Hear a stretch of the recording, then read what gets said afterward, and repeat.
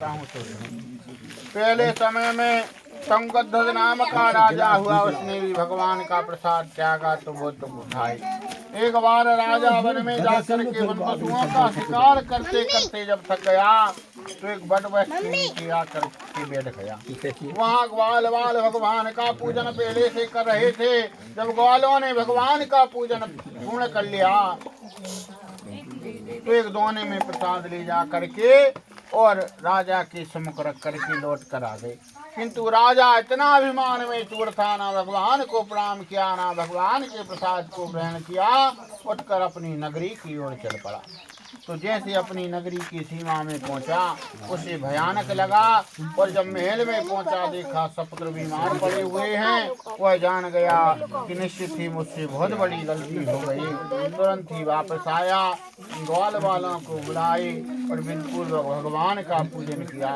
भगवान से क्षमा याचना मांगी कि हे प्रभु, अब जीवन में दोबारा कभी अभिमान प्रकट नहीं करूंगा, आप मुझे क्षमा कर दीजिए। भगवान का प्रसाद ग्रहण किया तो भगवान की कृपा से सब कुछ सकुशल हो गया।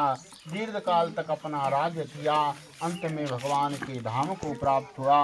सूत जी कहते हैं कि जो मनुष्य इस परम दुर्लभ भगवान श्री सत्यनारायण जी के व्रत को करेंगे उन्हें धन की प्राप्ति होगी। बंधन में पड़ा हुआ मनुष्य बंधन से मुक्त हो जाएगा। जिनके संतान नहीं है उन्हें संतान की प्राप्ति होगी तथा सब मनोरथ पूर्ण होकर के अंत में वैकुंठ धाम की प्राप्ति होगी। जिन्होंने पहले समय में भगवान के व्रत को किया उनके दूसरे जन्म की कथा सुनो। वृद्ध सदानंद नामक ब्राह्मण ने सुदामा जी के रूप में जन्म ले भगवान श्री कृष्ण जी की भक्ति की और अपने मोक्ष को प्राप्त किया। लकड़ी बेचने वाला जो लकड़हारा था वह गुहराज निषाद हुआ, जिसने भगवान राम जी की वन में सेवा किए और अपने मोक्ष को प्राप्त किया। उल्का मुख नाम के जो राजा थे वह राजा स्वयं दशरथ जी हुए, जिन्होंने भगवान रंगनाथ जी का पूजन किया। रंगनाथ भगवान के पूजन के फलस्वरूप भगवान राम को पुत्र के रूप में प्राप्त किए, वह भी इसी व्रत का फल था।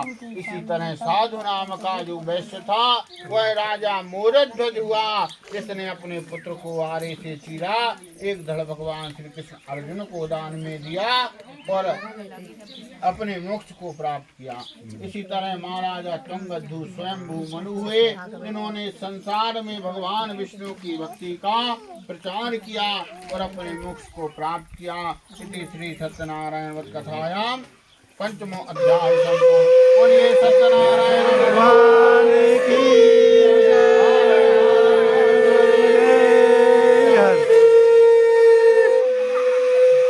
बोलना फिर चालू होगा ठंड।